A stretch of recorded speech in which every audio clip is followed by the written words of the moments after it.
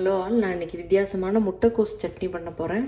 இந்த சட்னி வந்து நீங்களாக சொல்கிற வரைக்கும் யாராலையும் அவ்வளோ சீக்கிரம் கண்டுபிடிக்க முடியாது. முட்டைக்கோஸில் தான் இந்த சட்னி பண்ணியிருக்கோன்னு. அவ்வளோ டேஸ்ட் நல்லாயிருக்கும். முட்டைக்கோஸ் ரொம்ப நல்லது. முட்டைக்கோஸ் சாப்பிடாதவங்களுக்கு இந்த மாதிரி சட்னியாக பண்ணி கொடுத்துட்டோன்னா அவங்களும் ஈஸியாக சாப்பிட்ருவாங்க. இது வந்து இட்லி தோசைக்கு மட்டும் இல்லாமல் சாதத்தோடையும் பசைஞ்சு சாப்பிட்லாம். சப்பாத்தி, பூரி எதுக்கு வேணாலும் யூஸ் பண்ணலாம். டேஸ்ட் ரொம்ப நல்லாயிருக்கும். ஃபஸ்ட்டு இதுக்கு தேவையான இன்க்ரீடியன்ட்ஸ் பார்க்கலாம். முட்டைக்கோஸ் நான் ஒரு ஹாஃப் முட்டைக்கோஸ் எடுத்திருக்கேன். இது வந்து உங்களுக்கு எவ்வளோ சட்னி தேவையோ அவ்வளோ முட்டைக்கோஸ் எடுத்துக்கலாம். அப்புறம் ஒரு பெரிய வெங்காயம் இந்த மாதிரி ரஃப்பாக கட் பண்ணி வச்சுருக்கேன். அப்புறம் காரத்துக்கு தகுந்தாப்பில் மிளகாய் எடுத்துக்கலாம்.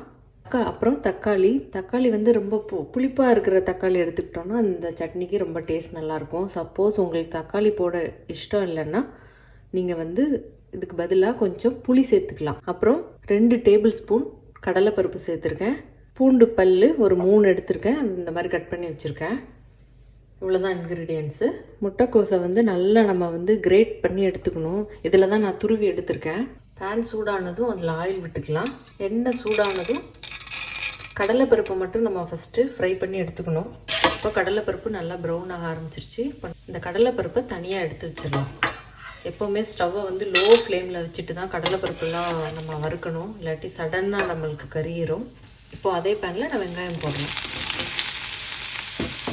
வெங்காயத்தோடையே நம்ம வந்து வத்தல், வெள்ளைப்பூடு இது 2 சேர்த்துடலாம்.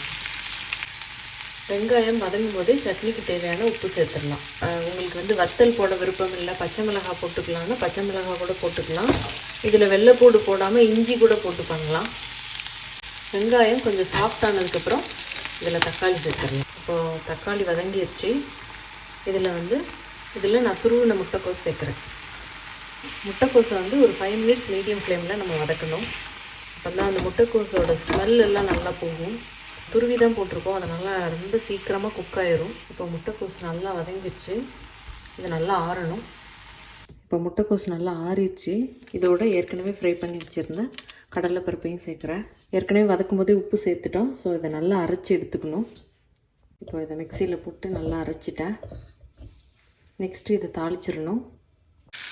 கடுகு உளுத்தம் பருப்பு தாளிச்சதை போட்டுடலாம். அவ்வளோ டேஸ்ட் நல்லாயிருக்கும். நம்மளுக்கும் டிஃப்ரெண்ட்டாக ஒரு சட்னி சாப்பிட்ட மாதிரி இருக்கும். நீங்களும் இதை மறக்காமல் ட்ரை பண்ணி பாருங்கள். Thank you all.